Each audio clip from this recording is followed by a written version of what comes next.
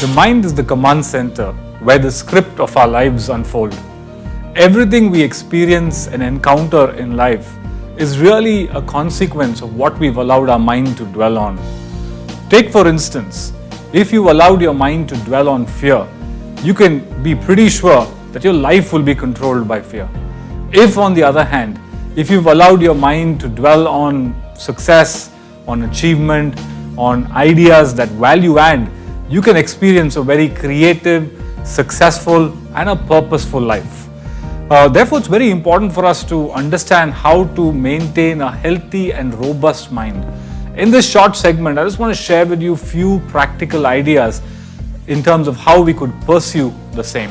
I think the first step in developing a healthy and robust mind is what I call a cleanup.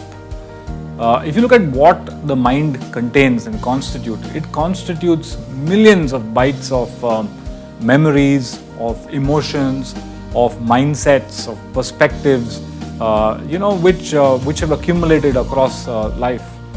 And some of this content is actually beneficial. But I would think most of this content does not add value, perhaps is not relevant, and I think worse still is counterproductive. It's important, it is critical that you deal with this excess baggage, because it's through the lens of your previous experiences, your previous emotions and the baggage of thought processes which we have accumulated over a lifetime that we view life. We make judgments, we assume things, and often we are making the wrong judgments. Well, if I have to just give you an illustration, it's like driving a car on a busy road, except that the windshield of this car is completely dirty, it's soiled. And as a driver, you're struggling to get a right view. But because of the fact that you need to drive, you continue to drive, risking a crash. And when the crash were to happen, you would injure others and you would also injure yourself. So it is with our mind. So it's important to take a cleanup break, sit down, take stock, and dismiss those thoughts and experiences and emotions which are not relevant in the present context, and just let it go. After you've done a cleanup, I think it's important to move to a fill up. I think the filling of your mind regularly, probably daily, with a healthy diet, is important to keep your mind healthy.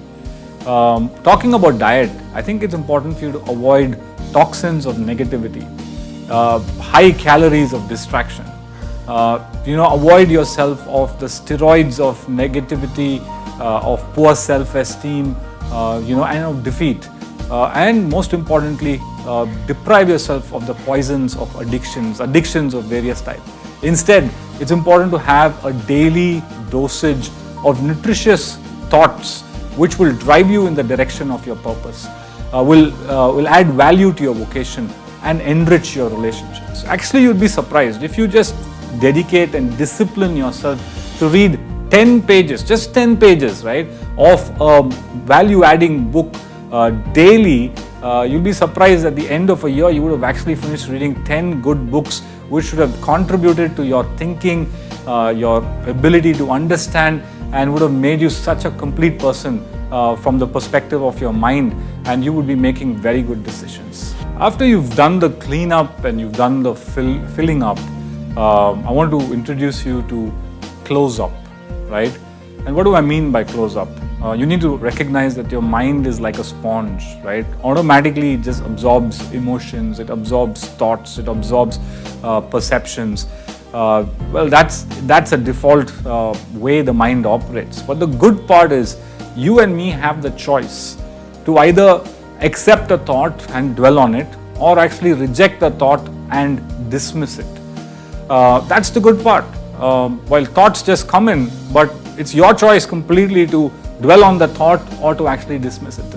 The way I'd like to think of it, right, is that you and me have the power, which is like having the keys to the front door of our mind. And therefore, when you have the keys, when I have the keys, right, you and me have the authority to reject the thoughts that we want to reject. And we have the power to welcome thoughts and emotions that we want to embrace. That's a discipline, and I want to tell you that it's definitely possible to exercise it. As you keep practicing this discipline of accepting thoughts and dismissing unwanted thoughts, you'll find that you gain mastery over what you allow in your mind. And as a result, you'll find yourself being more in control of your thoughts. Remember, when you are in control of your thoughts, it's only then that you're in control of your life. These are simple reasons, simple suggestions in terms of how you can actually control your mind and build a healthy mindset. In conclusion, I want to tell you that where I started, remember that the mind is the control center where the script of your life unfolds. And really, it's up to you and me to exercise discipline in our thoughts, because our thoughts really become a reality. So here's wishing you the very best as you mind your mind.